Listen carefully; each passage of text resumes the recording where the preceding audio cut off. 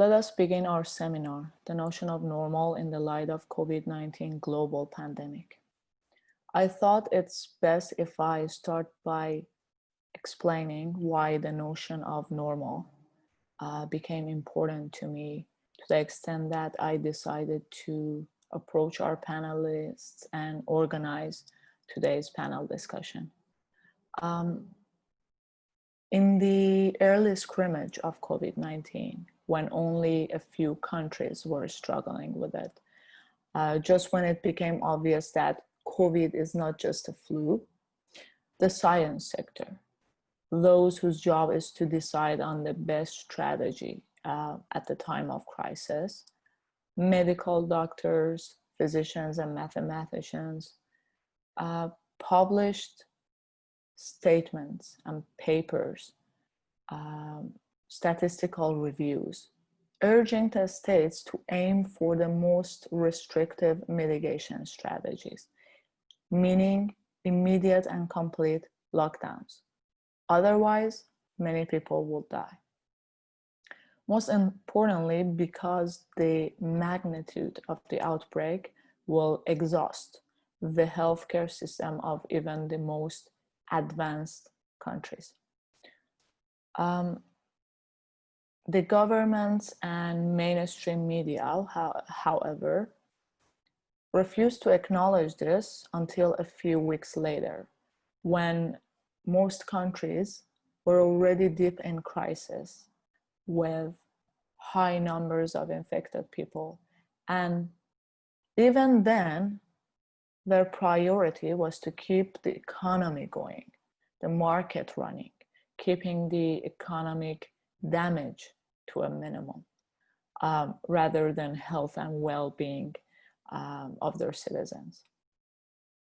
Now in the past few weeks, we're in another phase of the pandemic. The discourse around COVID-19 has shifted, suggesting it's coming to an end. States are removing the restrictions and the media propagates these decisions. In many countries, however, regulations are being relaxed while the number of cases is the same or is even higher than when those policies were first set.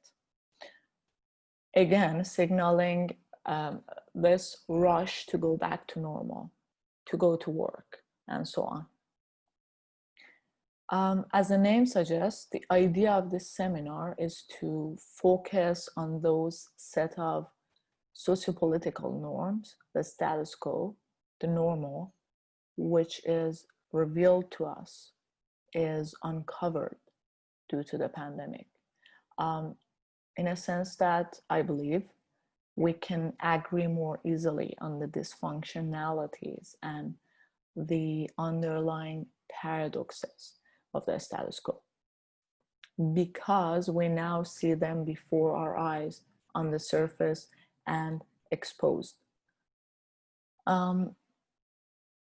Unlike the popular discourse that is impatient to return to how everything was before COVID-19, we who find the normal circumstances problematic might have a chance to think twice, might be able to make a change, might be able to use this as an opportunity to change the normal. Let's think of the US here for a second as an example. Yes, BLM has been going strong for the past 10 years, even in popular channels that aren't necessarily progressive, such as mainstream media, film and TV industry. A shift has been made towards acknowledging and accepting systematic racism. But in my opinion, the killing of George Floyd, if it didn't happen amidst the pandemic, it wouldn't spark the riots and a movement as radical as it did. In short, because people were struggling with the pandemic. A society's progress is historically the first justification of capitalism, claiming that it renders possible the highest level of progress. But when people lose their jobs, when they are denied healthcare, when they are losing their lives because of how the system is responding to a pandemic, that justification loses its power. That's when people riot, not a silent vigil, but a riot, not for a reformist change, but for a radical one. All in all, the left rhetoric has become more popular, in my opinion, criticizing capitalism. In social media, graffitis written on walls, memes we see sentences such as capitalism is killing us or capitalism is the real virus. With these in mind, as an example, hopefully, of how the pandemic has disrupted the normal, I would like to introduce the panelists and dive into the conversation. Ali is a good friend of mine, writer and artist, doing his PhD in continental philosophy and critical theories at UBC. I've always been interested in his works, his writings, his exhibitions, and have found my conversations with him most illuminating. Exactly when I had all these ideas in mind, thinking of starting a conversation on that subject, this seminar, I read his newly published article and I felt it touches on many necessary points and therefore would be a great way to launch and open the conversation. That's why we're going to begin by reading that. I know Jean since 2017 when she ran as an independent candidate for a Vancouver City Councillor seat, and got to know her even better the year after in 2018 when she ran as co-candidate for the same seat and succeeded this time. She had concrete plans, a 4-point plan. Most importantly, the rent freeze and the mansion tax that could help end homelessness in 1 year, which was possible only because of her background as an anti-poverty activist, 40 years in the field, tirelessly fighting poverty in different layers and through different channels. I thought to myself, if there's one person who knows their way around policy changing and policy making, and how in a situation such as this we can push for change, it would be Jean. I know Rozhin as the central organizer of YCL, Young Communist League. I've attended many events organized by her. We have organized many events and rallies together. I think of her as a capable labor unionist who has the knowledge and diligence of radical organizing. Unfortunately, Effie Adler couldn't join us here today as she's in the hospital. It seems to be for a condition unrelated to COVID, but also still unclear what it exactly is. I'm sure as an artist, DJ, and community organizer, she would have been able to offer creative insights in our discussion. But please join me in wishing her health. Without further ado, I will pass the ground to Ali to start the conversation by reading his paper. The name is Pandemic, Time for a Transversal Political Imagination. Ali? Thanks, Tsleil, for the introduction, and good to be with you all. I personally always find it very tedious to listen to someone just reading a paper. Hopefully that won't be the case today with us, but the paper, I appreciate the paper was written about a month and a half ago when the pandemic had just started hitting BC, and the news were just started to get around. And back then, everything was pretty unknown, and the paper has been written under a very speculative style, and also, well, nothing else was really possible to but just to speculate. So many things could be heard or read as provisional in the paper, given the velocity of changes that is happening, not material changes, but mostly the way people are relating to the feeling of pandemic, and the way they are more recently taking it easier. And when you go out, you just pass by English Bay, you see people's like sitting on top of one another, and like they seem to be taking it really easy, as quite as opposed to a month ago.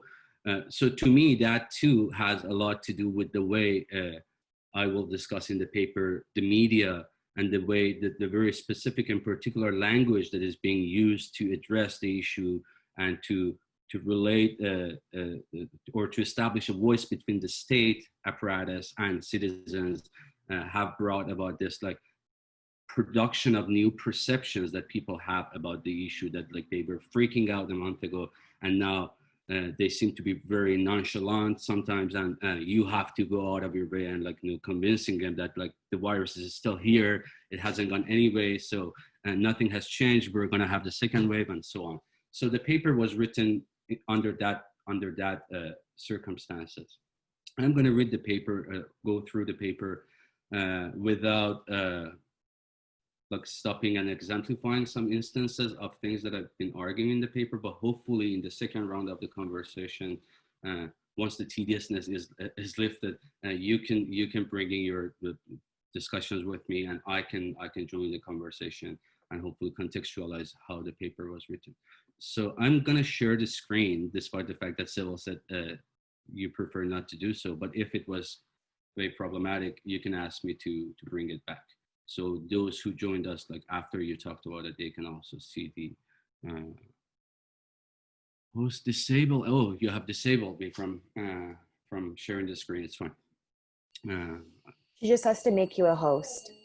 Oh, okay.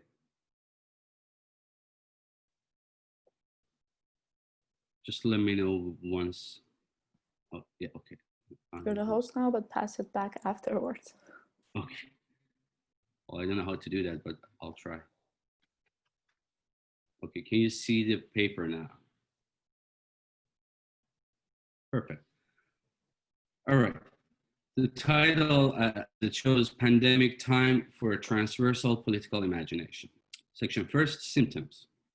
With the omnipresence of the term symptom these days, it seems that a plausible escape from the deep horror of this pandemic would be to conduct a symptomatic reading of it. Attributed to Louis Althusser, this method of reading literary and historical texts focuses not on what a text evidently expresses, but on what it is unable to. For Althusser, fundamental ideological presuppositions in the socio-historical context in which a text is realized repress certain facts from representation. To make these repressed facts explicit, symptomatic reading identifies, quote, the invisible problematic contained in the paradox of an answer which does not correspond to any question posed, end of quote.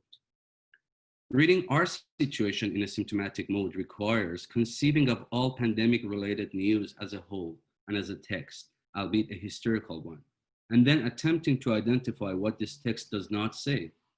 Before anything else, a symptomatic reading of the pandemic demands the isolation of affects produced by the multiplicity of news sources, media reports, state addresses, medical advice, and economic analyses, so that something at the level of thought and not fear and panic could possibly emerge.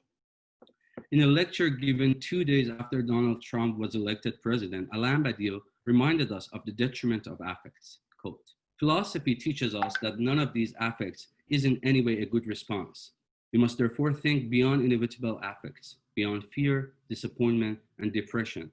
What we must do that would not be subject to the negative affects, but that would take place on the level of thought, action, and political resoluteness.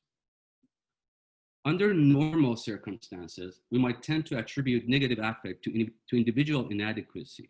In the time of collective horror, however, it should be much less difficult, yet more urgent, to remember that thinking would be impossible without conceiving of affects as the concealment of the true reason behind the horror.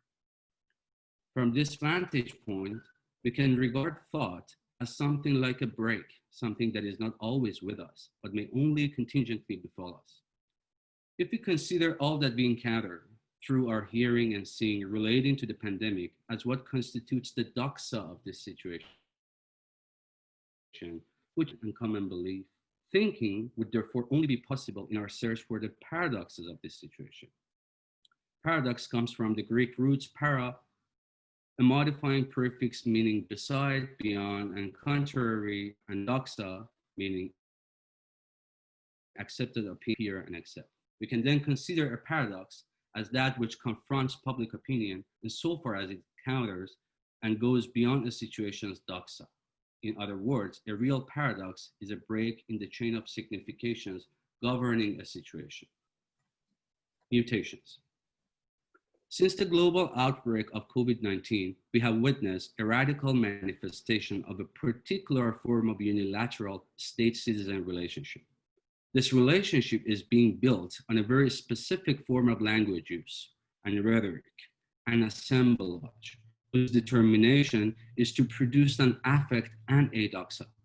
On the one hand, the products of this assemblage aim to build trust in people who are dependent now more than ever on the voice of the state. And on the other hand, they repress the representation of the absolute contradictions within the system. The state orders to stay at home as much as possible, producing affects such as feeling safe, and rhetoric such as things are in our control and now time to get back to work, are all indicative of the state's desire to maintain the subjugation of social life and the preservation of work's condition. Other instances of such language use fall within the activities of the media vector within the ideological state apparatus, spanning from reports of the states ambivalently assuring bailout packages to the obscure yet charming analyses excusing states for prioritizing the market. Demonstrating this obfuscation is the poor media coverage of science papers. Many of these papers reproach the prioritization of the market by states, which has resulted in slower responses and inefficient mitigation strategies instead of more severe policies such as on-time lockdown, and thus increase the potential of future crises. From the point of view of the corporate-driven global economy, this language use has to absolutely refuse to represent the underlying paradoxes of the market-driven system, which is the true driver behind the crisis.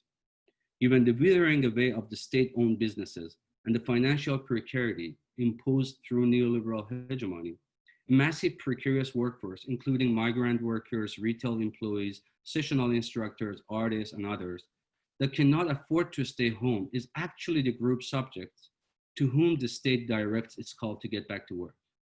This is despite their return being tantamount to their subjection to contamination. Trump's voice still echoes here. Our people want to work. They want to go back. They have to go back. So too do comments from Texas Lieutenant Governor Dan Patrick, who in an embodiment of the Freudian slip of the system proclaimed, older people would rather die than let COVID-19 harm the US economy. This infantilizing language use is a determined tactique to keep this precarious workforce acquiescent to the emerging increase in the surveillance of citizens and control of the social. The states will also take advantage of the declared state of emergency to elevate this tactique to the level of a strategy, that is to subdue any potential organizing activity, such as a general strike by this group. The sovereigns employ such rhetoric with the cognizance that a colossal workforce with a disrupted social consciousness and understanding of work concept are an immediate threat to the global work subjectivity governing them. I propose we can, through a symptomatic approach, begin to see a metabolic relationship between COVID-19 and the hegemonic global neoliberal economy. If it is true that the genome of COVID-19 has the chance of undergoing a mutation with everybody it interacts with, why not speculate that the same is the case with the vertical genome of the neoliberal socioeconomic apparatus? Can we speculate that on an economic level, this pandemic is suggesting a transformation in reproductions of the relations of production? We can perhaps think of instances of such reproduction of the relations of production through the rapid shifts now taking place within the entrepreneurial, educational, and even cultural sectors as they transition to online and remote work. These sectors are proud of how quickly they absorb the transition, given that these creative techniques prevent disruptions of the provision of public service. Yet beneath the surface, what is happening could also be thought of as a maneuver to exercise the economic efficacy of this online transition and examine the subjective capacity for both employees and consumers to sustain this paradigm.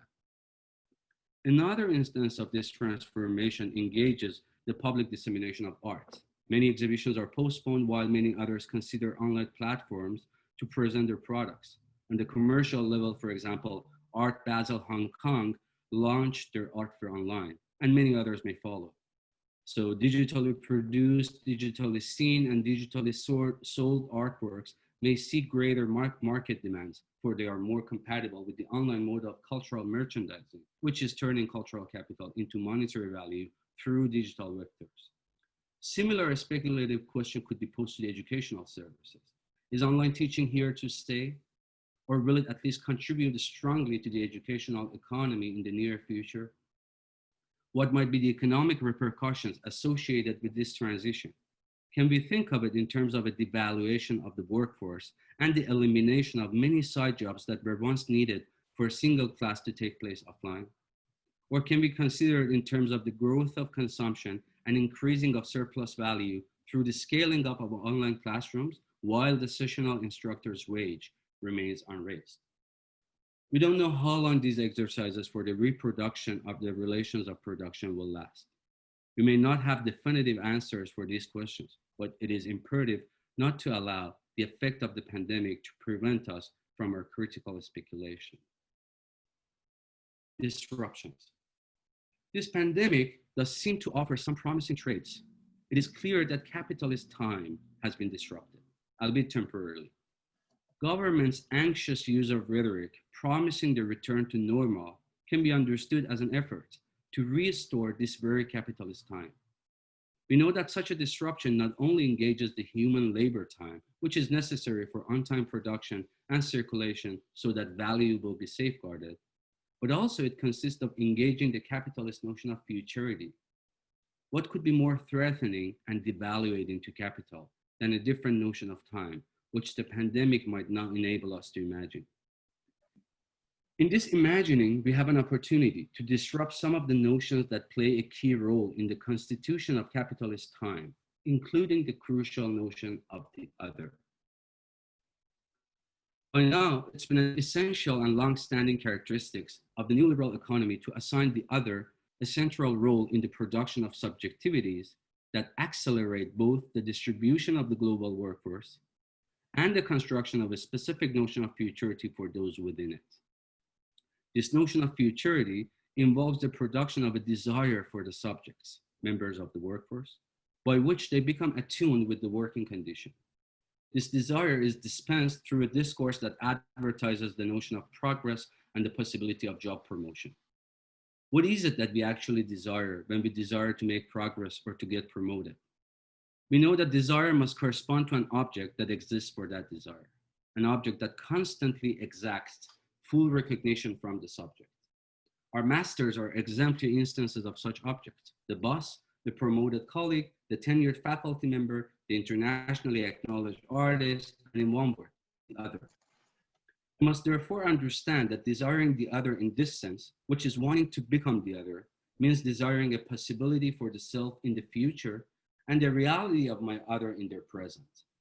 It is at the intersection of these present and future temporalities that the capitalist notion of futurity is produced. With the pandemic time unsettling such a notion of futurity, and with its imposition of uncertainty on people, this dialectic of desiring of the other and struggling for recognition seems to have been adjourned. With both the material and mental circumstances ushered in by the pandemic, can we seize on this situation as a singular chance to reflect on the other through the existence of the same, which in this case is a precarious lack of infection, rather than through the economy of differences so upheld by neoliberalism, cloaked in the rhetoric of multiculturalism? Is the pandemic not a time to think of the other otherwise? Through relinquishing the discourse of difference, can we grasp what we're all being made to serve and discover methods for organizing ourselves to disrupt this service? I think we can do this by avoiding the voice of our masters, by evading the true virus that is language, by abandoning our habitual online drifting on the products of the media assemblage, and instead by thinking of the underlying paradoxes of this situation infecting us in the same way. We can do this because there's so many of us sitting inside and imagining the possibility of a different time and action. Thank you. So this was the paper. So at this point, I'm not sure how Sybil wants to proceed. I think we can pass the panel to the other participants, and in the second round, I would be more than happy to anyhow get back to this in the midst of conversation as the course of conversation will unravel. And Sybil, how can I pass the You just, back to you? yeah, in the participant, just click on my name and If you go on the dots above, Uh-huh. and then you can make Seville a host. So it's And then more. unshare your screen too. Okay, stop sharing. And dots above, where are they exactly? I think it's not dots for everyone. It says more for some people. If you go on Seville's video directly on the In top, participant? May host. Perfect. I am Done. the host. Perfect. Yes, I think it's best if we hear from everyone and then can come back to you, Ali, after we've heard from everyone, and then we can discuss all of it. So Jean, would you like to start? Sure. Yeah, that was really interesting. I should have studied it more before I started writing this, but it's very nice to see everybody there, and thanks for being interested in this, you guys. I guess I should start by acknowledging that we're on the stolen territory of the Musqueam, Squamish, and Tsleil-Waututh people, and thank them for taking care of this land for so many eons, and also commit to trying to get it back to them or get them compensated for it, or both. So last night I was in on this great Zoom call with some housing activists, and one of them was down at the parking lot next to Crab Park when the homeless tenters were evicted by about 75 police. And at our meeting last night, we were supposed to do a check-in, and we were supposed to answer this question: what have we been struggling with in the last week? So this young guy and I, this guy who is down there, we had been struggling with the same thing, but from different perspectives. And that was, why were the homeless campers next to Crab Park treated so badly? Why were they forced to move in the middle of two pandemics, COVID and poison drugs, from a halfway decent place that was unused, where they had community support and sanitation, to disperse throughout the community where they have none of that and would be moved along by police and bylaw officers every day? The young guy who is at the Zoom meeting last night and who was there all day supporting the tenters, what he said about the police was, he said, they do what they do knowing it's harmful. And then from my perspective of being a politician who should be able to do something, I was spending the week thinking that the eviction was coming and trying to stop it.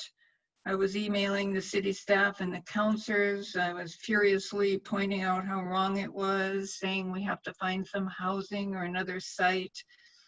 And all the response I was getting was, you know, tell the port, tell the feds, tell the province, we don't believe encampments are the way to go. So it was very frustrating.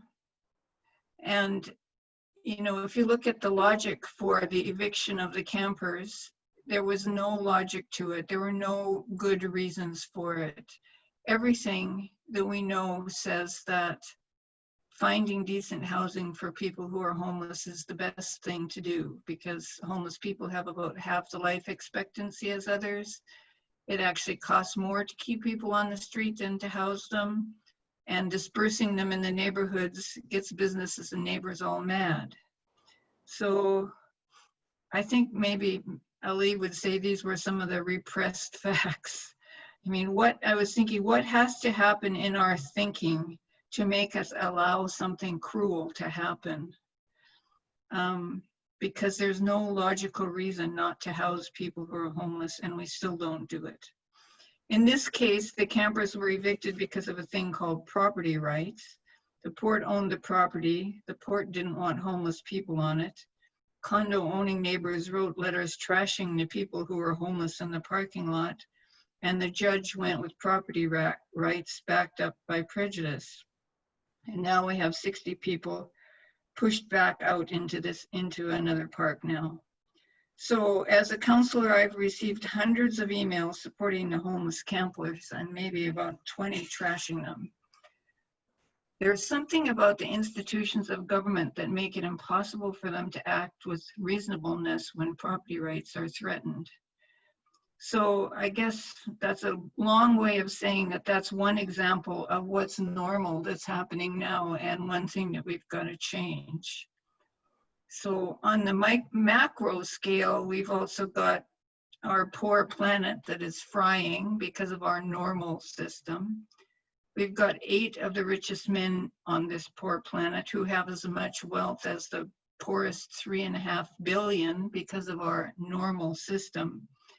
And then just here in Canada, COVID is showing us in grim detail that people in nursing homes are dying because their conditions are so bad, that the workers aren't even getting a living wage, that workers in meat and food processing plants are the same. And who are they? They are the essential workers. They're risking their lives.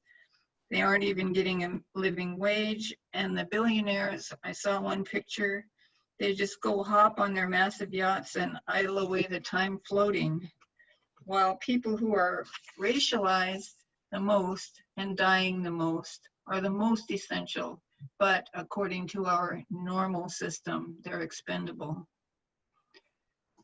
On the other side, COVID is teaching us that governments can do things that they previously refused to do. I've been working for 4 decades to get decent incomes for people on welfare and disability. COVID comes along and unemployed people get $2,000 a month, and people on welfare get an extra $300, bringing them up to a massive $1,060 a month. So first thing you think is, why is it that some people are expected to survive on half of what is considered a minimum for others? But on the other hand, they did get a bigger increase than they have for decades, even though it's only temporary. But it shows the government can do it. COVID also shows us that governments can stop evictions. They can give us free transit. They can give nursing home workers more money. It shows us that employers can pay grocery store workers more money. Some of the stuff that seemed impossible before COVID is possible now and could become a new normal. The other thing is, we see that the world can survive if some people aren't working. Maybe a dangerous thought for capitalism.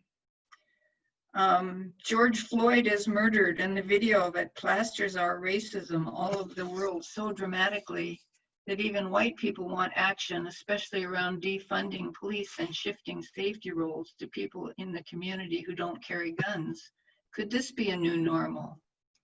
What if poverty were perceived as a public health crisis like COVID, which it is, because poor people die sometimes 20 years younger than the rich in North America? What if racism were perceived as a public health crisis, which it is? Black and brown people die younger in North America than white people. What if climate change were perceived as a public health crisis, which it is, already causing death by heat waves in some countries and violent weather? COVID shows us what governments can do if they want to. How can we get them to do for inequality and racism and climate change what they've done for a short period for COVID? I guess the huge problem is that even what governments do for COVID has its limit, because what they really want to do is get us back to the market economy. And we're seeing that the COVID actions were just to flatten the curve, not to eradicate the virus. And the plan is to allow the virus to continue so long as hospitals aren't overwhelmed, so we can open up more and more things to the market. So I guess what we're all thinking and hoping is that maybe we can use these crises to mold something better, to jar us out of the old ways of thinking. And the question is, how do we do that? How do we center the voices of people who've been excluded and whose exclusion has meant that the old normal was so awful? I've probably got over 1,000 emails as a city councillor calling on us to defund the police. That's good. How can we keep the momentum up? How can we keep the greenhouse gas pollution down to where COVID has brought it? How can we keep the powerful from pushing us back to the old deplorable normal? I'm always saying that we need to say what we need, that's the first step, to say what we need. We need a rent freeze, we need a mansion tax, we need to tax the rich to fund what people need. We need to pay essential workers what they need and reduce pay for the wealthy and wealth for the wealthy. We need to provide the incomes and labor rights that people need, like not having to come to work if you're sick and still get paid. We need to defund the police and put that money into community services and actually ensure that racialized folks are involved in setting up those policies that we need. But saying what we need and then getting that is quite another thing, a huge other thing. It involves building a lot of community and doing a lot of listening and organizing. And how do we actually do that? I just don't think there's any alternative to getting folks involved, showing up at demos, flooding politicians with calls and emails, writing stuff about how nice a different normal could be, going to streets to protest, doing progressive art. It can all fit together. We have had some wins already, like in Seattle, no chemical weapons for police, like Minneapolis and LA taking money from police. All these gains were from people organizing and building a movement for racial, economic, and climate justice. It won't be easy. As the homeless camp situation shows, there are huge institutional blocks to justice embedded in our existing system. But I always keep quoting this, I'm sounding like a broken record. I love the quote from Ursula Le Guin. We live in capitalism. Its power seems inescapable, but so did the divine right of kings. Any human power can be resisted and changed by human beings. Resistance and change, she said, often begin in art. So I think we need to love each other and be kind to each other and fight like hell for the new normal that we need. Thank you, Jane. Yep. Yes, the cruelty of normal is what was my, as you beautifully put, what has to happen in our thinking, what has to happen that we consider something this cruel as normal. Thank you so much. Rozhin, if you're ready, we'll hear from you and then we'll come back for a discussion.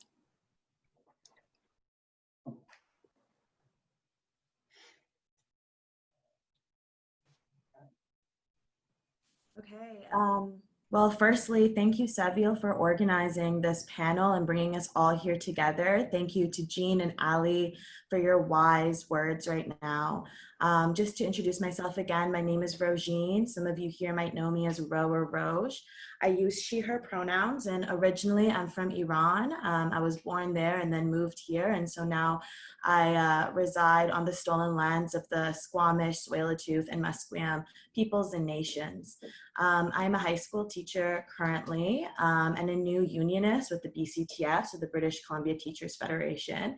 And within the BCTF, my role is kind of, I'm a member, I'm part of its Committee on Action for Social Justice. And within that committee, my focus is on its anti-racism action group.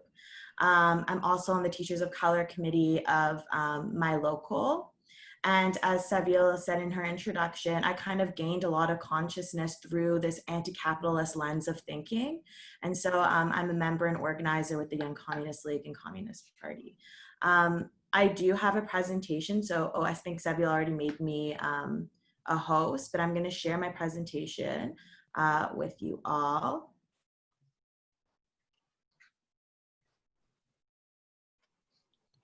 Host now. Yeah, I got that. Okay.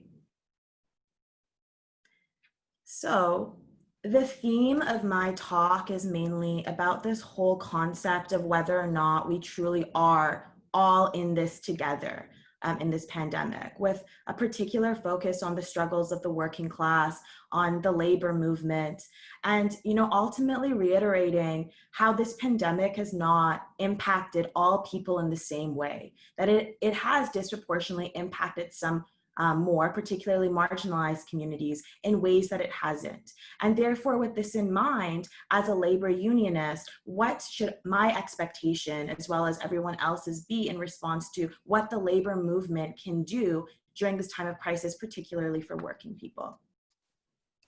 So for my presentation, I'll first start off by analyzing what the situation has been for working people. Jean and Ali talked about some of the harsh conditions that this pandemic has revealed for the working class. And then in contrast, assess, okay, so what has been the situation for businesses? For a little bit more of an analytical analysis, just to sum up, well, why has there been these inequities in our society? A response from our labor movement, and then lastly, an emphasis on how do we as activists and organizers build and strengthen the fight back against these said inequalities. So in regard to the situation of workers, here are some important statistics that I think is valuable for all of us to know. So number one, 2 million people in Canada lost their jobs during the month of April alone. And the unofficial unemployment rate has more than doubled from a year ago, reaching 13%. Economists suggest that the actual unemployment figure is around 20%, meaning nearly 3.7 million people are out of work right now. While women are only 47% of the workforce, they represent 63% of the job losses in March of 2020. So that's a significant portion of women workers losing their jobs, particularly. And one of the reasons is because they disproportionately represent sectors of work in which have been more strongly hit as a result of this pandemic. 7 million people have applied for emergency aid, but less than 40% of workers who contributed to EI are eligible to collect. More than half of Canadian households were $200 a month away from complete disaster. And this was before the pandemic hit. So talking about going back to normal, that's realistically what our normal is. And now that we have millions of people that are unemployed and suffering as a result of this pandemic, what does that mean today? And again, to reiterate, there are people that have been more severely impacted. And these people are service workers, healthcare workers, transit workers, food production and distribution workers, part-time and precarious workers, women workers, the unemployed, poor and marginalized, Indigenous peoples, immigrants and refugees. And with all this in mind, since the pandemic, we have frequently heard of this term, essential workers, a term that I don't think was around before this pandemic. And for me, what this means is that there is this certain level of consciousness that's starting to arise that finally puts value upon labor that has been historically seen as ultimately less important and significant in our society, which is why prior to this moment, particularly, our system and our government have justified why these now called essential workers, are paid so little that they can't even make ends meet in their society, that they're so often having to choose between paying rent or being able to get healthy foods for their families.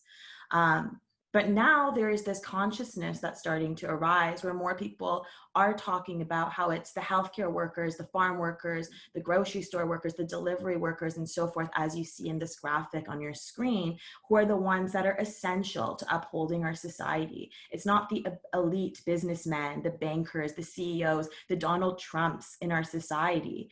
And so I do think that this is a progression in terms of consciousness from where we were. And certainly this is not what we've been talking about back when I was much younger, where these jobs that are now seen as essential were historically seen as, oh, they're easier, they're less important, aspects of our society. And to just highlight once again, we need to know, well, who primarily are these essential workers? They are racialized people within the Black, Indigenous, people of color communities. They are women and gender oppressed folks. They are workers within the LGBTQ2S communities. And even today, we live under a system that has profited off the oppression of these groups of people. Because, for instance, we as racialized peoples are devalued because of racism. Our labor has been devalued. The work that we do is therefore devalued. And the eyes of our systemically racist and patriarchal society, it then makes it okay for us to be exploited as oppressed communities. And this isn't just what's happening now. This has actually been a historical process where racism was initially used during the beginnings of colonization to justify the theft of land, where racism was used to justify stealing people off of their lands and using their labor to make profit. And now where racism continues to be used to make immense profit from highly exploited groups of people. And this is exactly when we're talking right now where there's a lot of consciousness that's starting to arise as a result of the Black Lives Matter movement. This is what makes racism systemic. This is the system that we're talking about. It is so deeply ingrained and empowered by the economic structure that we live in. And just one, very prominent example of a group of workers who are so exploited in our society, and how their labor as a result of racism is so exploitable today, are migrant workers who are not unionized and who have immense difficulty fighting for better working conditions because of fear of losing their status. And I think their voices are incredibly powerful to hear. So I have this video in which kind of shows us from themselves what their situation has been as a result of this pandemic. In a public health crisis, unless we protect everyone, we cannot protect anyone.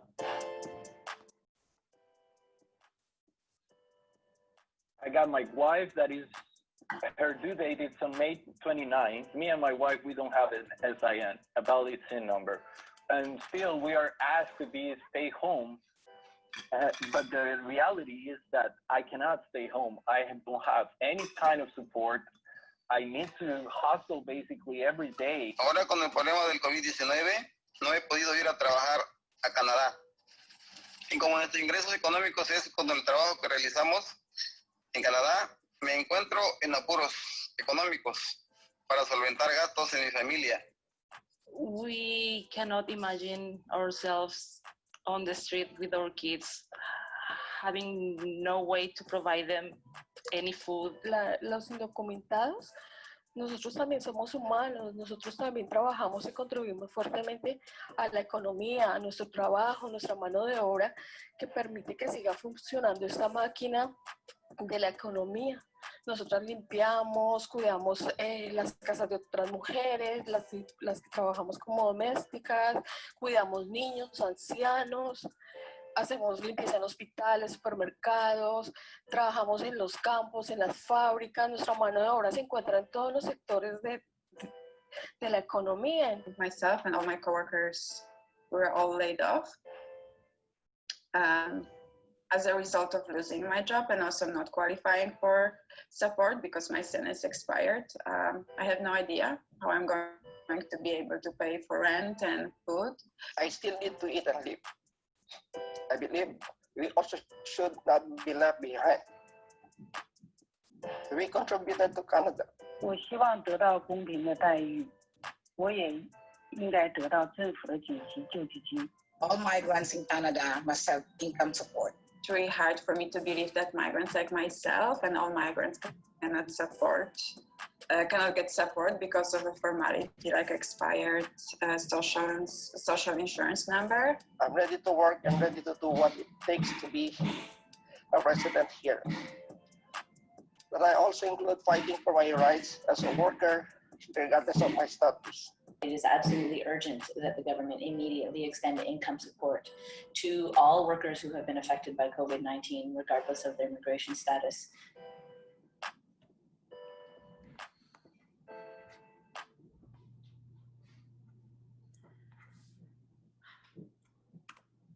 So in contrast, while workers and oppressed peoples have suffered tremendously under this pandemic to make ends meet, and even qualify to receive benefits for them to be able to survive financially during this crisis, with right now the Trudeau government even criminalizing and threatening certain individuals for maybe not even correctly filling out forms to be thrown into prison if they found loopholes or whatever. Businesses immediately and without question got massive bailouts from the government. And the biggest bailouts are still to become. And even while this is happening, many are also still, because this is again what the normal used to be prior to COVID, are finding loopholes to avoid paying big taxes, right? The same taxes that Jean was talking about that could help provide more social services to enhance our society.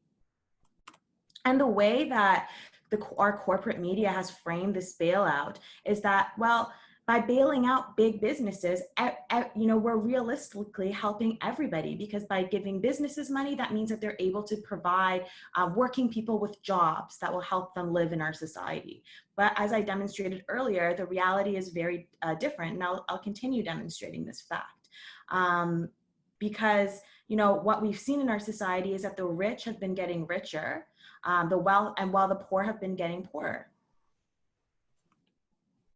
And one such example is, on top of the government prioritizing helping businesses during this time of misery for so many, the richest in our society still managed to make a profit, like a huge profit, with Jeff Bezos being the famous example.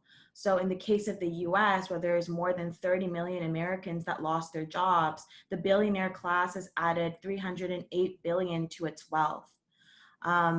And of course, as Seville was talking about earlier, this does play a role into why we see masses and masses of people out on the streets, because unlike here in Canada, where they have the CERB benefits, because our government's smarter than, realistically, in terms of keeping their power than they are in the US. In the US, working people, if they were lucky, only got a one-time check of $1,200, and that's it. So how are people surviving right now with such mass unemployment? So of course, yes, they are going to go on the streets. They are going to be protesting because they want to be able to live, particularly in a time where, people are profiting. And I want to stress that this isn't, that these incidents or these cases are not isolated, but that they're systemic, that this has been happening for many years. And again, this is what our so-called normal looked like, because our system was built and is built on the advantage of the elite, of the business class. So for instance, in 2018, just 10 years after the meltdown, quarterly corporate profit reached historic highs that were nearly 100% over what it was before the collapse. And over that same 10-year period, average hourly wages increased by only 8% when adjusted for inflation, let alone still demonstrating high unemployment rates. And here are some more statistics that demonstrate the systemic nature of wealth inequality in our society. So 70% of Canada's wealth was owned by the top richest 20%. The richest 1% own 40% of the wealth. The bottom 20% of our society own almost nothing. 50% of Canadians own less than 6% of the wealth. Billionaire wealth soared 1,130% in 2020 dollars between 1990 and 2020, according to the Institute for Policy Studies. Billionaires in the US have increased their wealth by 20 billion over the last year alone, says an Oxfam report on global inequality. So an important question to then ask ourselves as progressives gathering here today for this panel is, well, why do we have these inequities? Well, in short, because our system prioritizes profit making over people and their lives. The profit-making intensive is of #1 concern to the system. Therefore, decreasing social spending on essential services to then privatize them to make them profitable commodities is what we have seen under neoliberalism. And as a teacher, I have seen this happening to our education system, which has infamously seen big cuts. But this is also apparent with our healthcare system. So ultimately, this quote kind of sums it up. The pandemic has exposed the dangerous weaknesses of an underfunded and privatized healthcare, including long-term care. And here are some more statistics that back that up. So under the Harper government, $36 billion was cut to healthcare. The Ford government in Ontario has planned a $1 billion cut to healthcare in support of privatization measures. Only 5.5% of healthcare funding goes to public health. And while all these cuts to social services has been made, the Canadian government still has money in its budget to increase the military budget by 75% in the next 10 years, which is around 30 billion annually, while it's making all these tremendous cuts to essential services that help uphold our society, help our society function. And what this all shows is, again, that the profit-making motive in our society has resulted into overcrowded healthcare facilities and hospitals with a shortage of doctors, while those countries that may have not put the profit first have the capabilities of building hospitals within days, specifically for this pandemic. Or in the case of Cuba, despite being a so-called, third world country, developing country, was able to send many doctors overseas to help with places that didn't have enough doctors. And this included European countries that are supposedly more, quote unquote, advanced. And what this reminds me of is Marx's quote. There must be something rotten in the very core of a social system which increases its wealth without diminishing misery.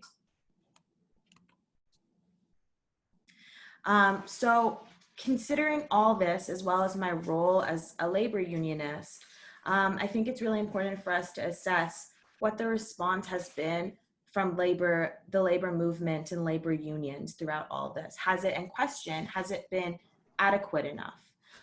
Well, despite this pandemic exposing the inequities that exist in our society and the reality that we need to change things to be able to move forward, personally, I unfortunately think the response of the labor movement has supported and reiterated this rhetoric that we're supposedly all in this together, and also going so far as calling those of us who are maybe a little bit more critical to break this us versus them notion, to ultimately work together and collaborate to solve issues brought forward by this pandemic.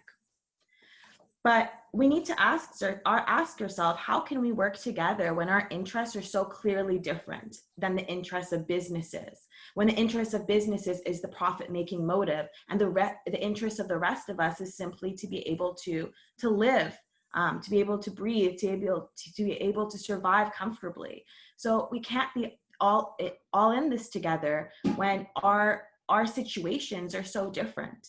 And as such, we need a labor movement that recognizes these differences and that pushes and struggles for demands to better the lives of working people, of oppressed peoples, and one that understands that only through struggle can we achieve these changes, because it's sadly not something that's going to be given to us, simply by us asking. So we need unions, and I have a graphic here of the World Federation of Trade Unions that demand really concrete things that labor unions should be putting forward, as opposed to putting faith in collaboration with employers and businesses when that won't happen because of the contradicting interests we have with them. So to sum it up, the working class, working people, we're not satisfied simply with claps and cheers. which has been awesome, but we really need real change. We need that same energy people are using during those times at 7 p.m. every evening to cheer on for labor that has never been cheered on before, to push forward for demands that can initiate the change our society needs. So these demands are things that Jean's talked about a little bit: full employment policies, raising wages, incomes, and living standards, an environmentally sustainable economy that eliminates carbon emissions by 2050, expanded public services and social programs, including Medicare, a universal quality public childcare system, and a universal public and free post-secondary education system, legislated sick pay for all workers, more hospitals and healthcare utilities, particularly during this time of pandemic, a global cooperation to produce a vaccine that's not patented for mass profiteering like many private US pharmaceuticals are aspiring to do right now, but one that has open access to all countries and all peoples of the world that need it. Expanded labor, democratic and civil rights. And me being a teacher, that's kind of, I want to see that within our education system. And ultimately nationalizing key sectors of the economy so that profits aren't only going into the hands of the few, but that the economy is a shared economy for the people of our society. And that's why I really want to touch a little bit and emphasis on this whole defund the police and the military campaign. Well, the police specifically, but I also think the military should be included in this campaigns that are being talked about because of the Black Lives Matter movement, which has shed light on this. Because while I think it's very important that these defunding the police campaigns, because they literally will help save lives, particularly Black lives and Indigenous lives, it has also opened up space for individuals to start questioning, well, why has this system fund the police while it hasn't funded other things that will actually help our society? And this yet again connects with this whole profit-making motive of the system we live in. So on one hand, we have seen how the military of Western countries have profited from the resources of nations in the global South in which they go to, such as those in the Middle East, Latin America, Africa, and so forth. And meanwhile, the role of the police here, particularly in regards to the creation of the RCMP historically, was to repressively be used to steal land from Indigenous peoples by force, and while simultaneously also being used to prevent resistance from oppressed communities who are no longer accepting being exploited, whether this be Indigenous peoples that started to protect their lands that are still protecting this land, whether these were people who were enslaved that were rising up against slavery. And in the case of the US, being Black Power activists during the 60s and 70s who were so heavily surveillanced and murdered and imprisoned by the FBI, particularly those individual activists that started connecting the dots between racism, war, and capitalism. And this isn't just some conspiracy. There are FBI documents, such as the COINTELPRO documents, that shed light on this very fact. So overall, my point in saying this is that Canada and the United States have relied on the prison system and also the militarization of the police as both tools of repression, particularly against resistance, and as alternatives to public services that could better our society, like education or healthcare or housing and community programs. And so the point is that there is actually an incentive for why this system that we live in is actually putting money into the police or into the military, as opposed to helping everyday people, particularly since the entirety of the system is actually based around exploitation. So as progressive people here who recognize the need for change, we can and we must challenge this system that's based on exploitation. And we do have the power to create real change, particularly when we have clear demands, like the demands that Jean, Ali, and myself and Seville were talking about today. And particularly when these demands are pushed forward in a united and organized collective. As Frederick Douglass said, power concedes nothing without a demand. And I think progressive labor activists across various unions need to be getting together to push for these progressive demands. And I think I'm very happy that my union, and particularly some locals like the Vancouver elementary teachers, have push to take school liaison officers off campuses and to defund the police to then put more funding into social services. So that's the power that labor unions have. And we can be doing this as a collective when we're united, or even recently seeing how the dock workers and longshoremen have gone on one-day strikes in solidarity with the Black Lives Matter movement. This is the power that labor unions can have if progressive people within these unions collaborate, come together, and push for demands, push for class struggle, as opposed to collaboration with our employers. And finally, sorry that I took so long to speak, but I do want to finish with this important Angela Davis quote. You have to act as if it were possible to radically transform the world, and you have to do it all the time. And for me at this time, the organizers and activists and participants of the Black Lives Matter movement across the world are precisely doing that. And it's really been an inspiration to see the work that people are doing to fight for a better world. And it's really clear that people, like working people particularly, are fed up with this unjust profit-making system, this capitalist system, which on a fundamental level relies on racism to sustain itself. And so people are coming together, especially Black, Indigenous, and people of color, because they want real and fundamental change. And I do believe, as Seville and others said, that this pandemic played a role in reminding us that we can never go back to normal, because normal was never just for working and oppressed people. And normal is exactly what brought us here to begin with. It wasn't just simply a virus. It was a system that didn't put people first, that put profit first. And so we need to be listening to the voices within these movements as they tell us why normal was never and will never be okay. Thank you. Thank you so much, Rozhin. Thank you, all of you guys, for your wise words and well-formed and well-shaped thoughts. Ali, it's only fair if we come back to you now, especially because, as you mentioned, your paper was written a month ago, and now I'm sure you have a lot of things to add to it. And I have questions for you as well. But I think it's best if we start by a question from Jean regarding the crab park situation, because we can, like later in the discussion, I think we can refer to it as an example, as a point of reference.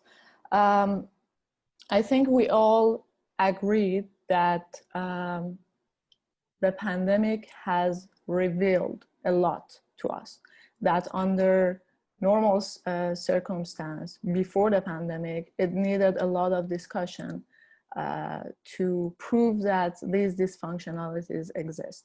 And in many cases, action was taken, as you mentioned, Jean, by the government, like the increase in the welfare, the insurance, unemployment insurance, and as such.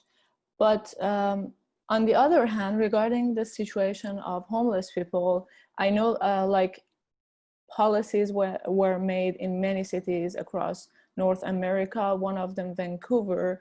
The news was that government now shelters the homeless in hotels.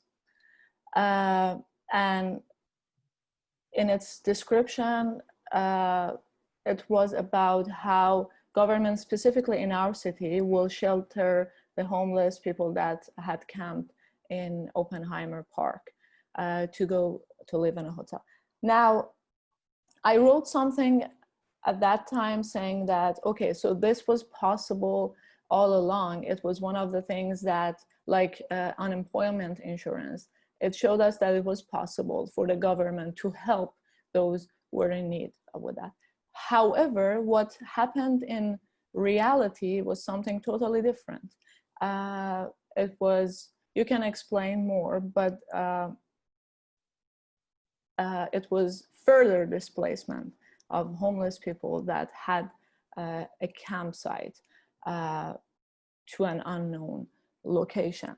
I think what it shows us is that, yes, from one side, the change is now possible because the breaks in the chain are visible and because certain actions is taken.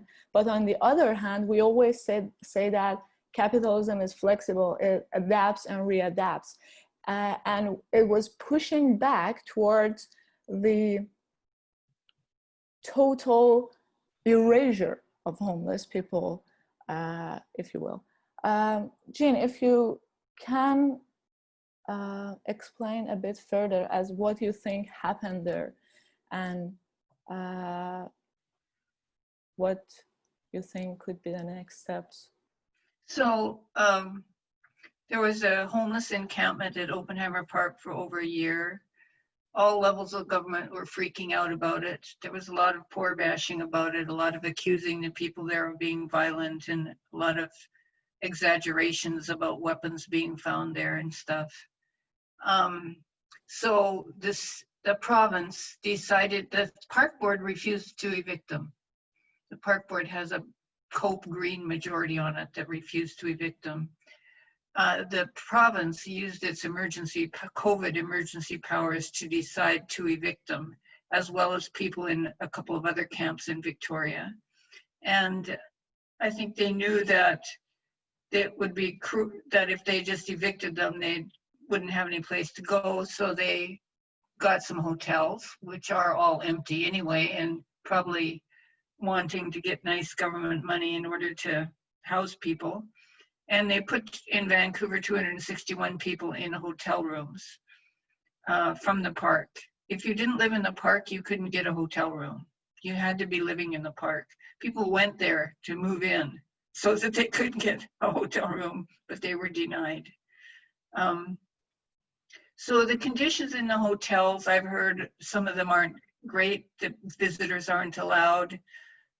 People who were alcoholics got kicked out for drinking, things like that. So some people have left, but I think most of them are still there.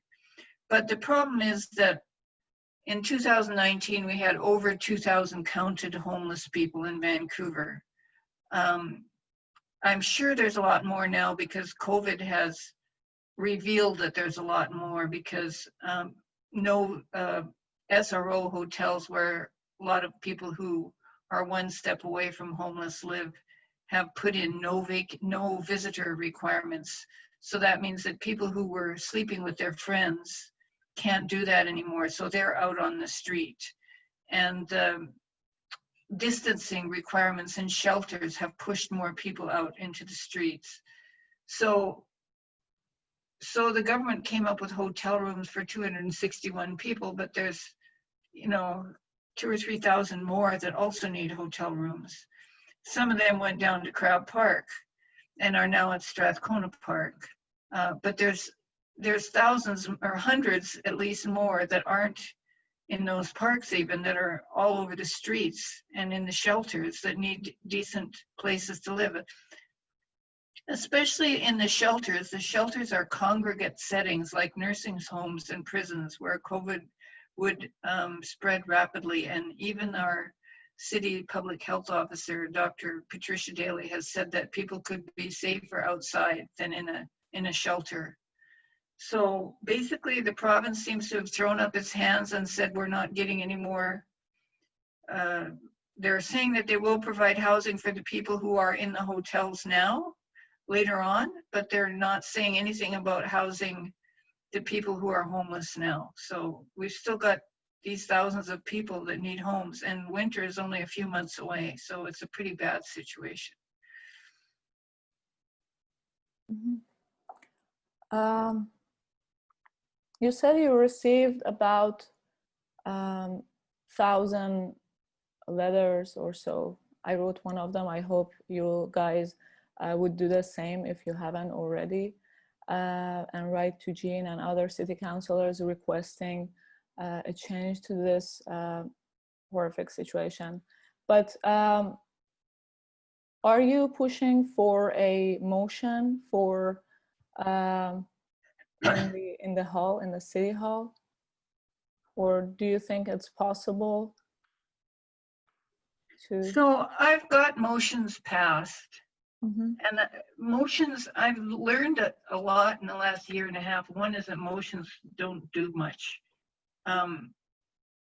We got a motion passed to get more protection for tenants, but we haven't really got much protection for tenants. We got them a little more money. We got them to be paid a little bit more money to leave, but we didn't get them more affordable accommodation. I tried to get a motion through that we house all unhoused people in hotels. First, that we call on the province to do that, and secondly, if the province doesn't do it, that the city do it. The motion was amended to take out the part about the city, and the part about calling on the province to do it was kept, but the province isn't doing it. So the motions don't really help that much unless you have a majority, which I don't have. If we had a majority, we could actually instruct the staff to find the money to lease the hotels, to put people in them. But without a majority, I can't do that. Mm-hmm. Thank you. I will certainly come back to this, I think. But for now, Ali, I think you have a lot to add to your paper. My question specifically, you can talk about whatever you think is best, but I think like now a month has passed.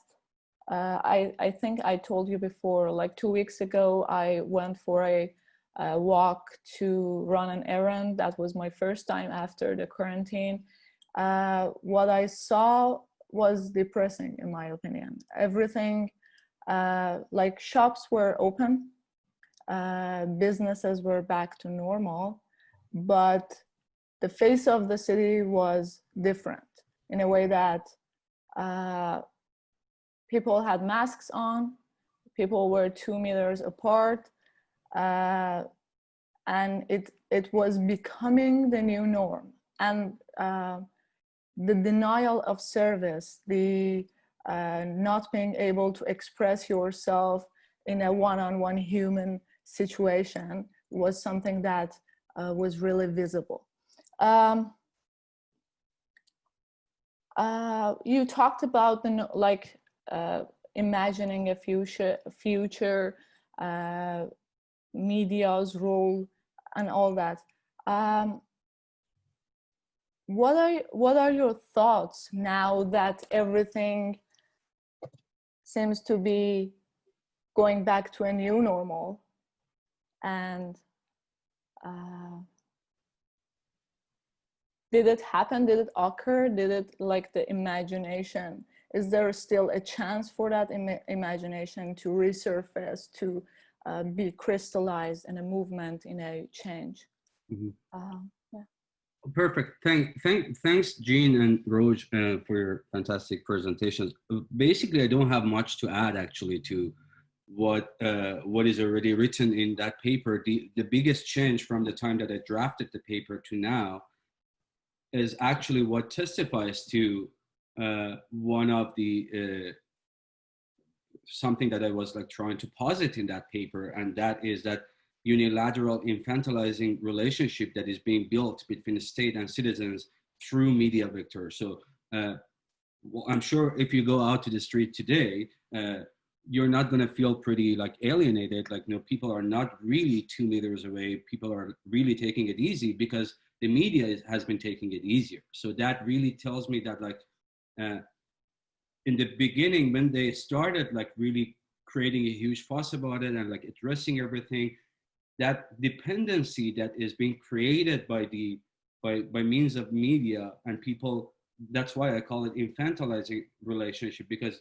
you get more dependent on the voice of whatever is coming out of the media. And as they start talking less or talking about different things, that results in the production of a different perception for you. And you start gradually to think that, oh, apparently the crisis has been going away. So that's the biggest change that has taken place ever since I wrote the paper. Otherwise, everything else has remained persisting.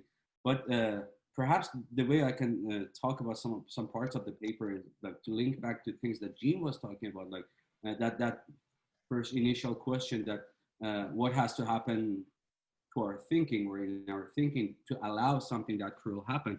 Well, I think that's a problem. I believe that the problem is that we are not really able to think, let alone what is happening to our thinking.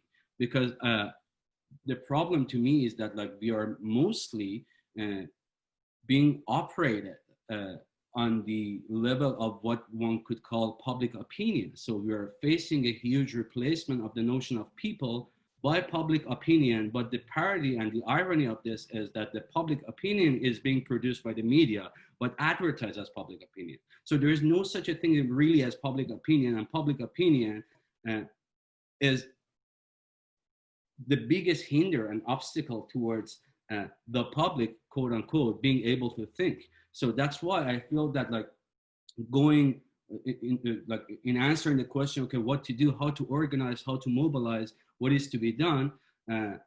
I personally don't believe that like going with like more unionist and like reformist strategies could really help something take place that would enable the possibility of thinking. Like, look at it, like who could see the Black Lives Matter as it took place in the state coming like last month? So it's always a rupture. It's always like something that happens and like, we all get surprised. The problem starts when the underlying organizations that could take apart and like take on and then give a voice to the chaotic nature of insurrection, that is always absent. So that is when I believe in the power of like organization. I personally don't really buy this like, romantic idea of like horizontal leadership, like we don't need a leader. Like I feel that like the absence of that is being radically experienced these days, because when we're only relying on the power of insurrectionism, which is fantastic, that insurrection lose the sight of what does it really have to say. And when it doesn't know what they want in order to, as Jean said, that voicing their demands, their language could simply be hijacked and another language could be installed on what they want. So that could be applied to from the level of slogans to different speech that you and I were talking about. Like, for example, let's take the slogan, Black Lives Matter, Black Lives Matter. And you and I were talking about that. I personally think that like the slogan is regressive, it's not really progressive, because we know that Black lives doesn't matter. And when you say Black Lives Matter, as if your interlocutor, the person with whom you're talking, you're asking him to recognize that your life matter. Whereas you and I know that the Black lives must matter. It doesn't matter now, but it will matter at some point. And that futurity will be the change that would be brought about by the language. So I feel that the problem is that we cannot really think. I really like that you're talking about the return to this new normal, because I believe that even the system doesn't want to go back to the normal. All they want to get out of this is to maximize the situation and maximizing surplus value by reproducing the conditions of production. Yes, they're giving us like $2,000 money at this time, but they will make us to cough it up back. And making a taxable incomes, and like they don't want us to believe that, as Jean said, that yes, this was a possibility. As Jean said, yes, the world can actually survive without some people working. They don't want that to be inscribed in your mind and in your critical faculty, like cognitive faculty. So I believe that they are going to constantly create a new state of exception, new state of emergency, which we know that like from like, let's say, Second World War, from the first manifestation of a state of exceptions by Hitler fascism and Nazism, to all the way to post 9/11 era, which marked itself as the ground zero of this new contemporary time. We're still living in a constant fluxes of the state of emergencies, which is the absolute suspension of laws and new definitions of what is essential, what is to be done, because we're always dealing with something. And that's basically how capitalism recreates its own context of production. So here too, I believe that in post-COVID situation, they don't want to go back to that to that previously, like, you know, former states of affairs. They would like to get the most out of this in the sense of how to maximize the surplus value. I try to exemplify it by convincing some people to stick to this online teaching. Yes, those who are in universities these days, they still have a point of reference to say that online teaching is not as good as offline or physical classroom. But imagine, like, you know, those who are going to go to universities in 5 years who do not have any point of reference. That would be the idea of university for them. And I don't have any personal, like, you know, problems against online teaching, but I can simply see that coming, that yes, instead of teaching a classroom comprised of 20 students, they can force you or coerce you to teach an online classroom comprised of like 45 students, but paying you the same, or even paying you the less than before, because they can justify that we're in a state of exception. So I believe that even the system, so here, the activists and the system are, I think they are shooting for the same target. They all want something that is not normal anymore.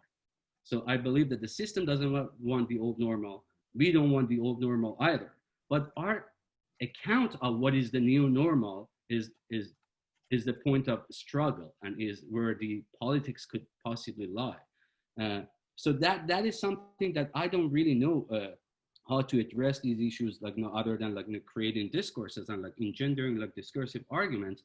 I'm personally a bit cynical. I don't believe that like creating and engendering these discursive arguments would really bring about changes, but it would possibly help some people to at least conceive that, yes, we're not really thinking unless something really happens.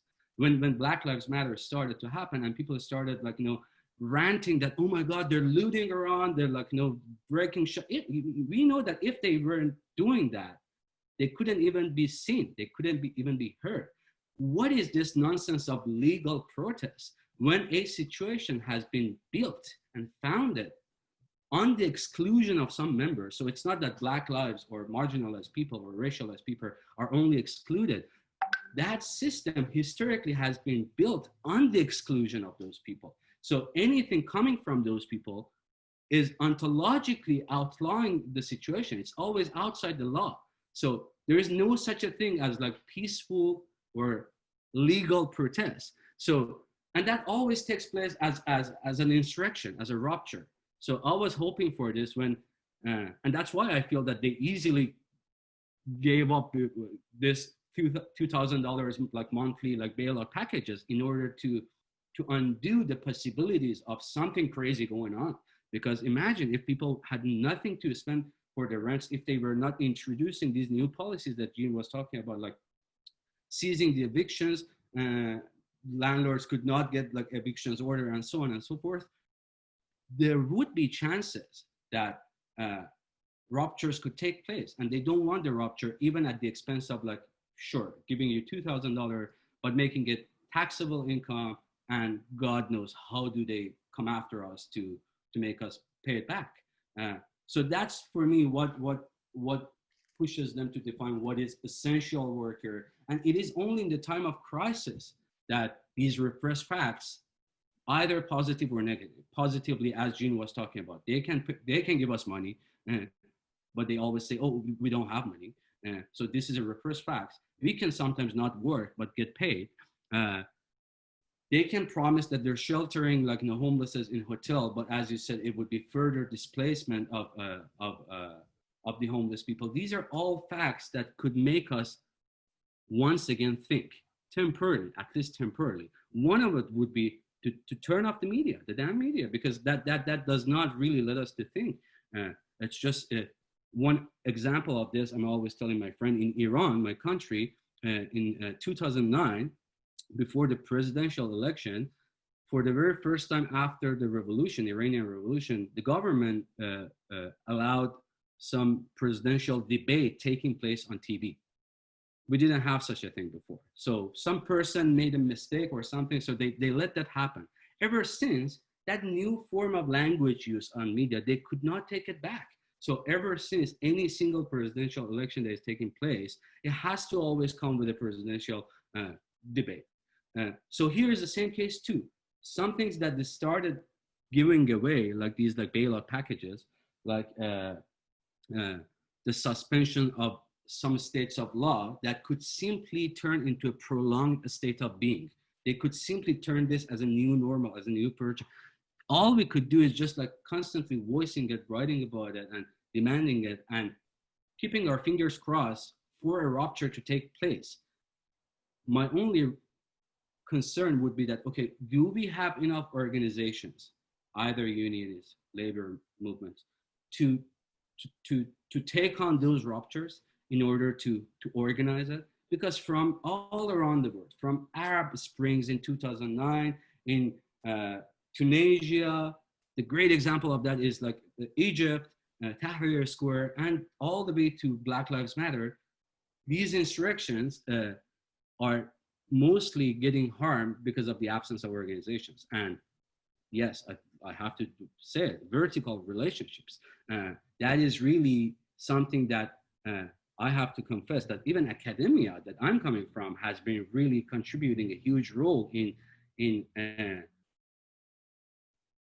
advertising it as an anachronistic political strategy that, oh, who needs vertical leadership anymore? Who needs to organize vertically and so on? So yeah, that's how I think that I believe that we're not going towards any previously existing normal. The system even wants to go towards a new state of affairs, but yet advertising it as normal. So that's all I have to say. I'm not sure if I answered your question or. Yeah, definitely. Well put. As you said, in moments like this, when the link is weak and the rupture is possible, we have to think that, is this the rupture that we're looking for? Is this, is real change gonna follow or not? Following up on what you said and then passing the ground to Rozhin, I think certain rupture happened. For instance, in BLM, when Trump said when looting starts, shooting starts, one possible outcome could be that, oh, you're right, looting is a bad thing, we shouldn't do it. But the response was, the only way we can be heard is to do this. Because in a time when 40 million people are out of jobs, they think more like, this is not radical thinking anymore. This is the first thing that comes to mind.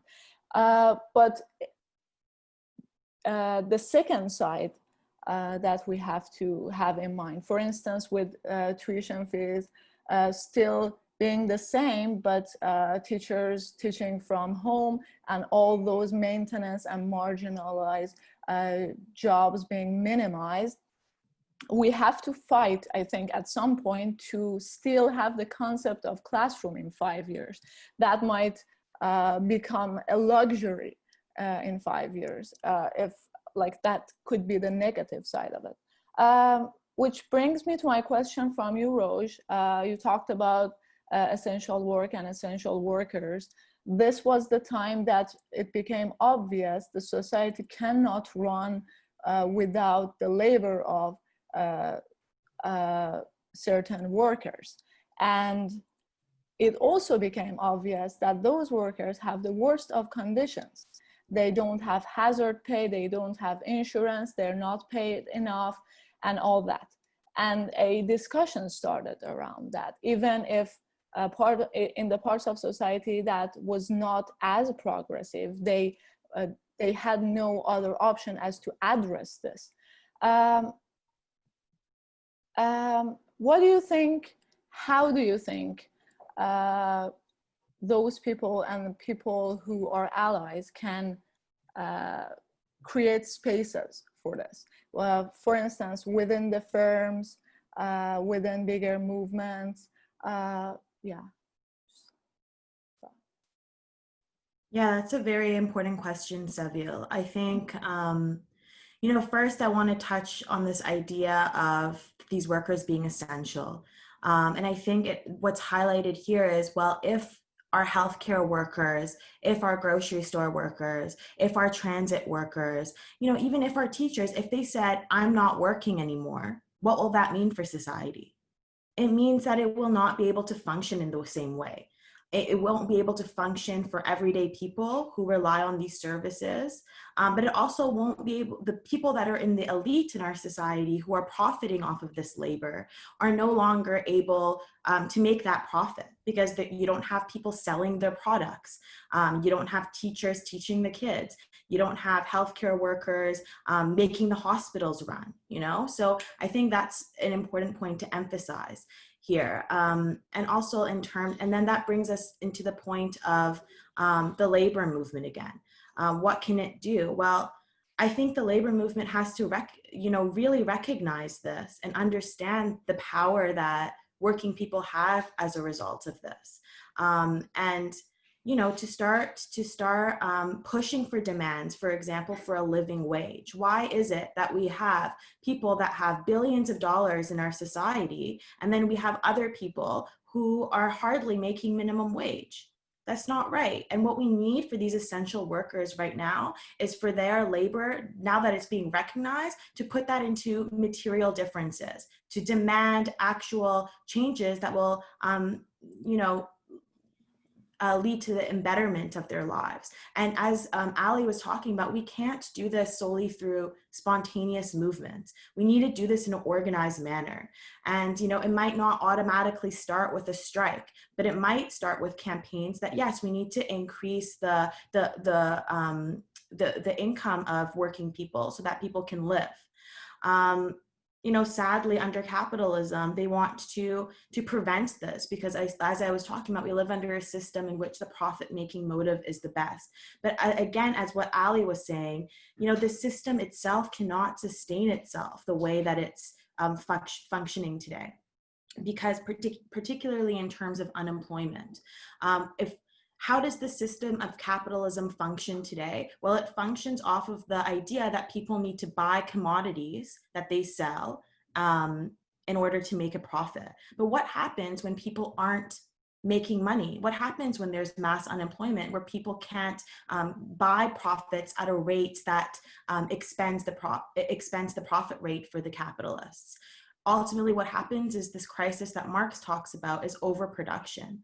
And I think Lenin actually says this really good. He says, furthermore, for an enterprise to make profit, its goods must be sold, purchases must be found.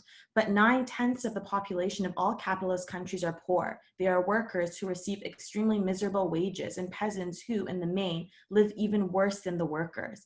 Now, when in a period of a boom, the large industrial enterprises set out to produce a vast quantity of goods as possible, they flood the markets with such a huge quantity of goods, the majority of the population being poor cannot pay for them. The number of machines, tools, warehouses, railroads, etc. continues to grow. From time to time, however, this process of growth is interrupted because the masses of people for whom remain in a state of poverty that verges on beggary. The crisis shows that modern society could produce immeasurably more goods for the improvement of the living conditions of the entire working people if lands, factories, machines, etc. had not been seized by a handful of private owners who extract millions of profit out of the poverty of people. So what this shows us is that, you know, realistically, when people go in debt, they have to, take loans from the banks.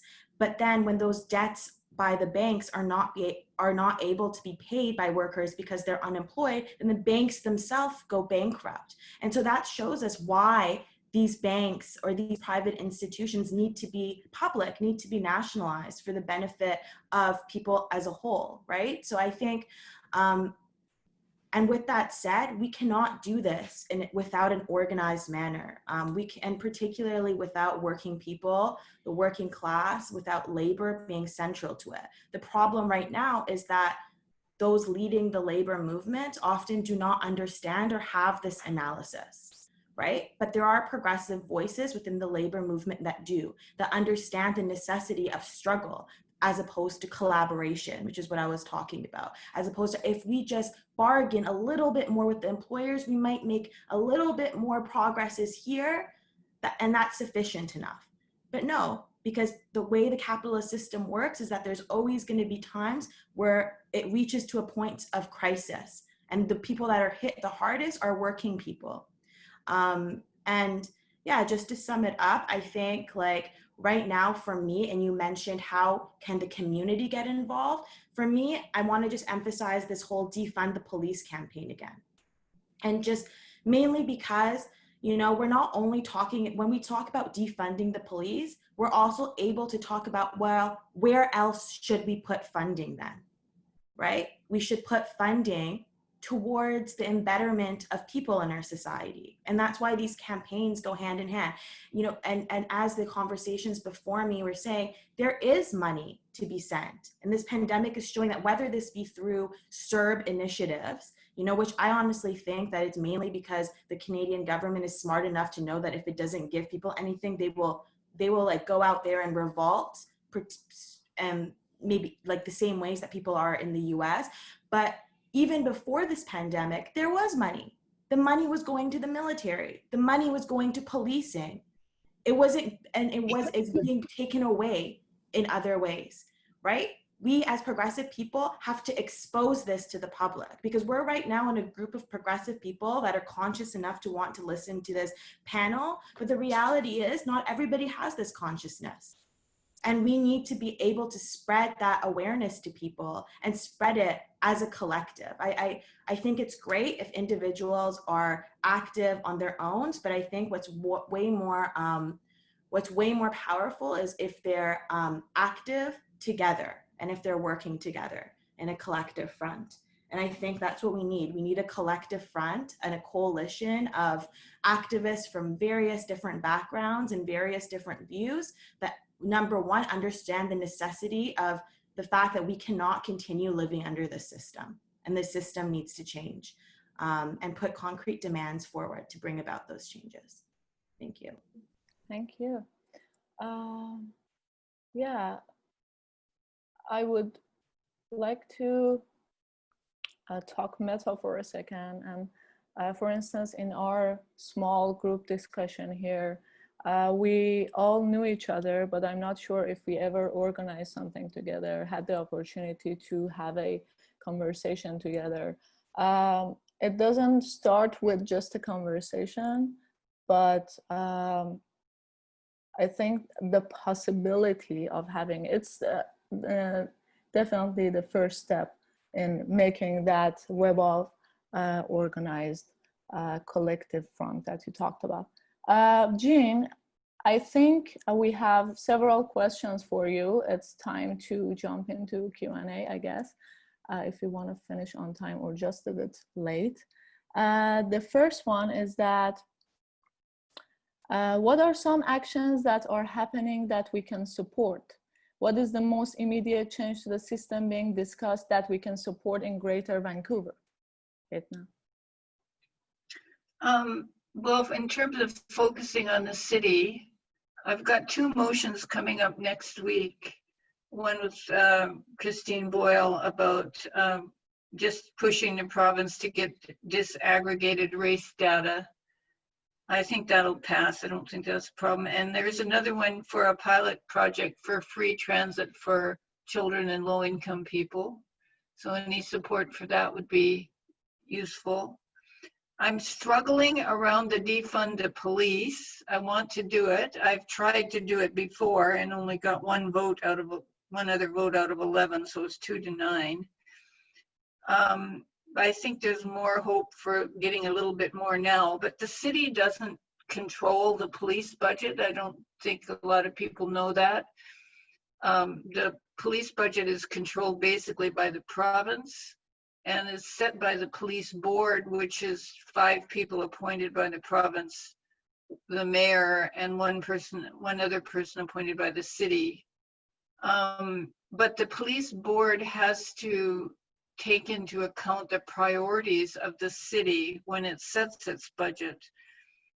So I'm contemplating 2 more motions for the July 7th council meeting. One would be to ban street checks by the police, and the other would be to have our staff consult with various organizations like BLM, WISH, Hogan's Alley, some Indigenous groups, to come up with how communities could provide services if they had more money, and how we could take them, and for the police to let us know how much of their services are non-crime services. They've already told me it's about 60%, and see if we could, you know, take some of that money and put into community services. I'm trying to see if other groups that are concerned about that want that to go forward now, or if they want to wait. I don't want to just go out on a limb and do it myself.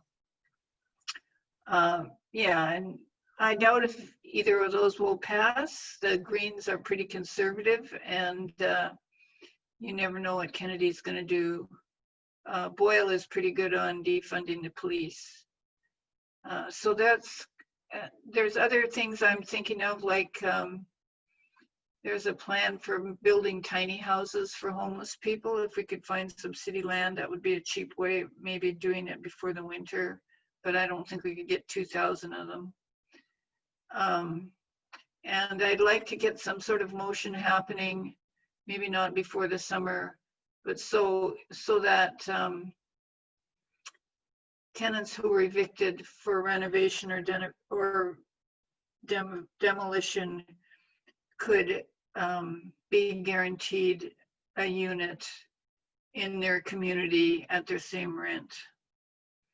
So those are kind of the things that I've been looking at that could use, you know, if you have some ideas about them or how they should work or want to support them, that would be great. I'm all ears. Lovely. Thank you, Jean. I think the next question is for everyone. How do we rethink our relationship with the elders in the new normal society? COVID-19 has impacted brutally to long-term care centers in Canada. What has happened to our collective soul to allow this atrocity to happen? As a Latino who was raised by Grandpa and Grammy, I am still shocked about this. Thanks. Yeah. About how can we rethink our relationship with the elders? I could start. Of course. If you wanted. I used to work in a I worked in a nursing home once for 2 days. And I remember the main thing I remember is this one resident who said to me, "Oh, you're another new one." Because the wages were so low, no one stayed. And I left after 2 days and got a job slinging beer because it paid more. So that's, I guess, the same. And 40 years ago, when I worked for the Hospital Employees Union, I did a study on the quality of care in nursing homes, comparing profit making and nonprofit. And guess what? The nonprofit ones had way better quality. So I think the first thing is we need to put more funds into helping people stay at home or helping their relatives care for them if their relatives want to do that. But the main thing is we have to get profit out of nursing homes. There's no excuse for having extended care. And there's another one called Rivera, which is owned by a pension fund. And their whole job is to make money, which is why they cut back on hours, they cut back on service, they have crappy food. We've absolutely got to get profit out of nursing homes. Mm-hmm.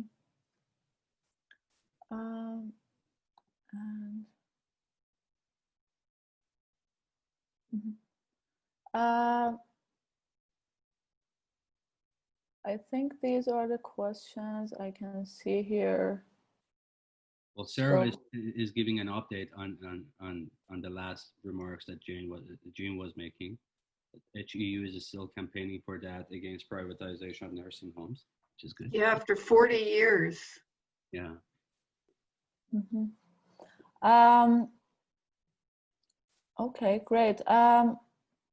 Jean, if you have any, we still have a few more minutes. If you have, after hearing Ali and Rozhin again, if you have anything to add, because I think you had the shorter amount of time in the beginning to discuss, beginning of second round.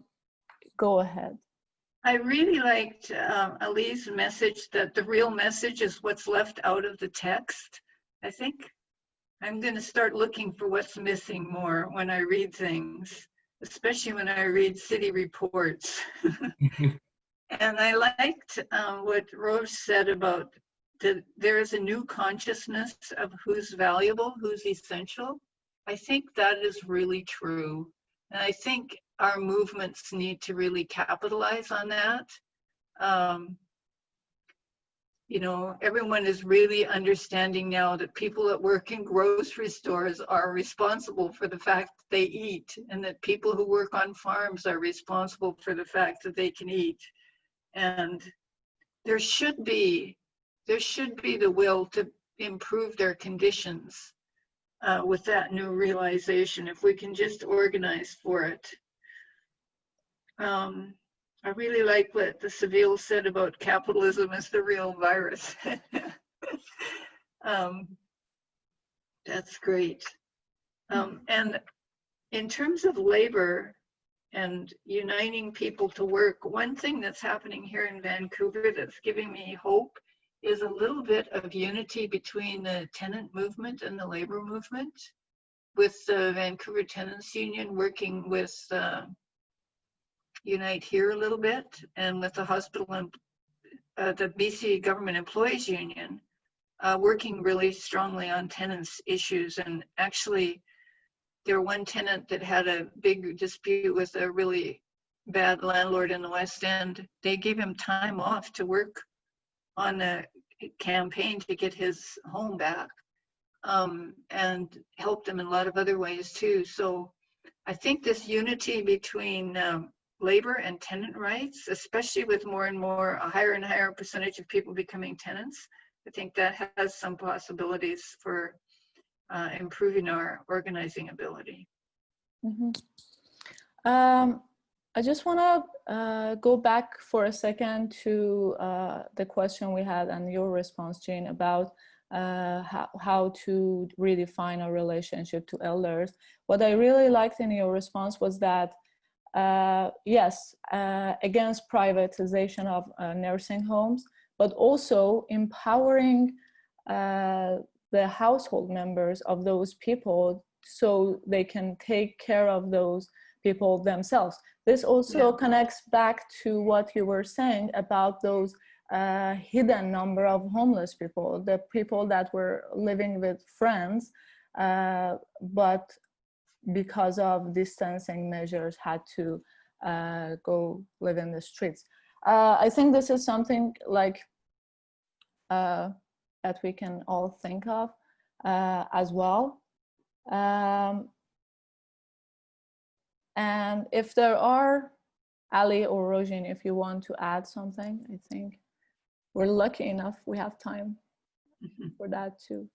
No, really, I quite enjoyed everybody's contribution to this, and I mean, it's always great to have a real, I mean, to have Eugene here, like to have a real concrete material practitioner who's working on the ground, quite on the contrary of someone like me who's constantly goes with this verbal diarrhea of abstractions and like words and words. But however, I always think that it's sometimes good to, I mean, to abstract from the reality in order to increase the possibilities for like thinking, to get away from that domination of public opinion. But yeah, I think to me, my take from today's meeting is that how to increase the possibilities for organization, not organization in order to induce the insurrection, but when insurrection takes place, which it takes place on its own like logic, the absence of organization is what harming us the most. I mean, I'm sure you would know better than all of us here that, for example, how would city feel between like organized bureaucratic way of like, you know, pushing for a motion than something urgently or contingently occurring in the city. Let's say people not working in like, you know, all these like franchise like essential workers of Save on Food, Whole Food. One day, if they don't show up, how would city reply to that compared to how would some members or MPs, like, pushing for a motion that concerns the rights of those essential workers. That's something that I'm really curious to know. I mean, I have my own speculations, but I think the real fracture still lies between these two different regimes of going for a change, organizing, bargaining, as Rozhin was addressing, or just like trying to increase the possibilities of general strike of any kind that could happen. This is the thing that I take away from today's meeting to think about. So one of the things that the city has been pushing really hard on is trying to get patios open for restaurants so that they can reopen.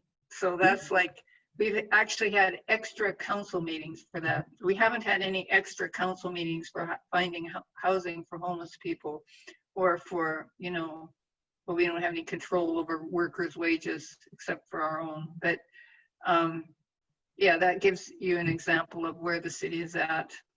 That to me exactly like testifies what Rozhin was talking about, that when people do not have money to spend on consuming commodities, you even give them money to do so, because if they abandon that habituated behavior of like keep buying and keep buying, that's way more dangerous than giving away a tiny chunk of money to let them keep on going. I was hearing from friends working in sport industry, they all tell me, and I was reading some articles on it, that like selling like sport activities, like goods are booming during the COVID-19, because the money that people are taking, they immediately spend it on something, because they are not used to not being under debt. They're like, oh, what am I going to do with this extra money?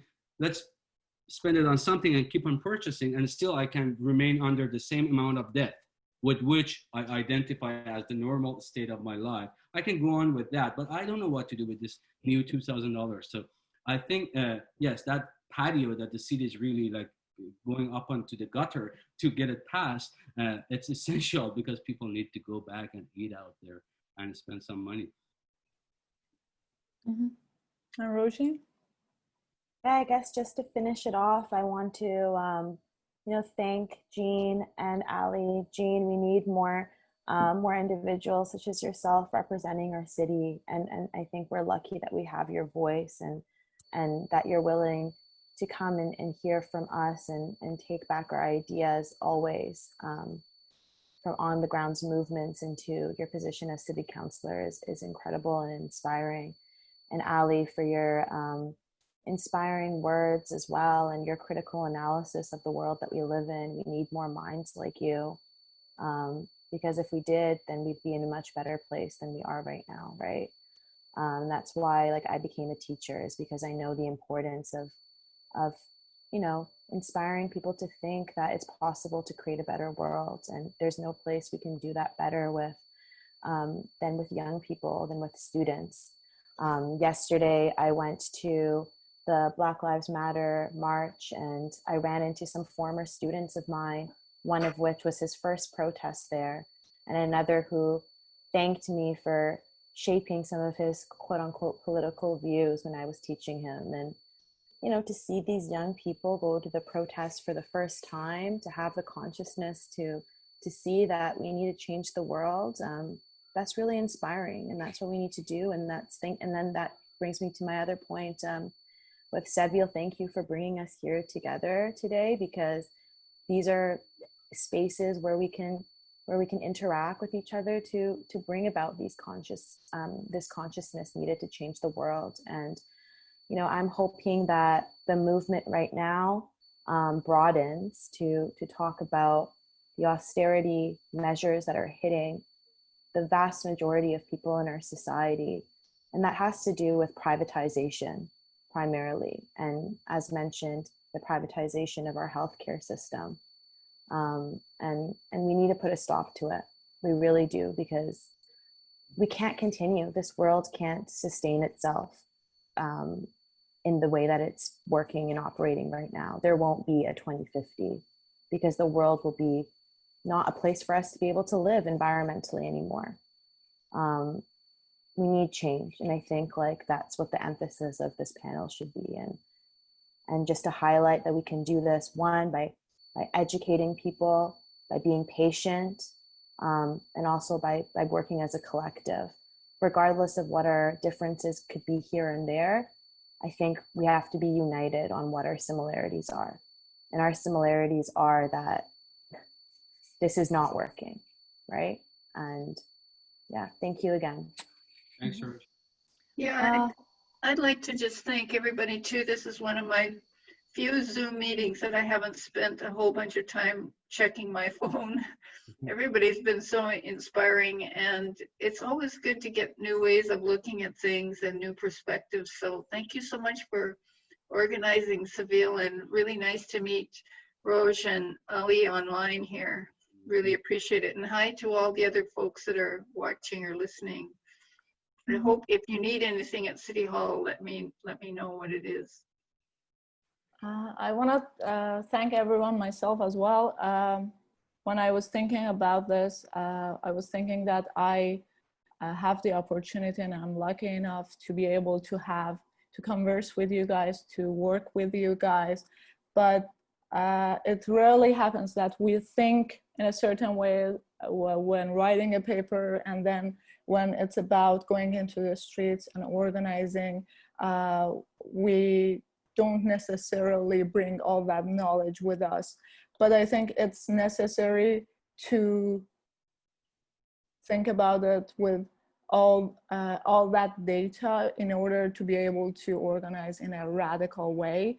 And with this discussion today, I think it was really enjoyable for me, these ideas coming together. And I want to thank all the participants as well with your really good questions and your perseverance. You stayed for the whole talk. Thank you so much. Thank you, Sybil. Thank you for putting this together. Thank you, Jean. Thank you, Roj. It was lovely to meet you both and hear your voice. Bye, guys. Bye. Bye.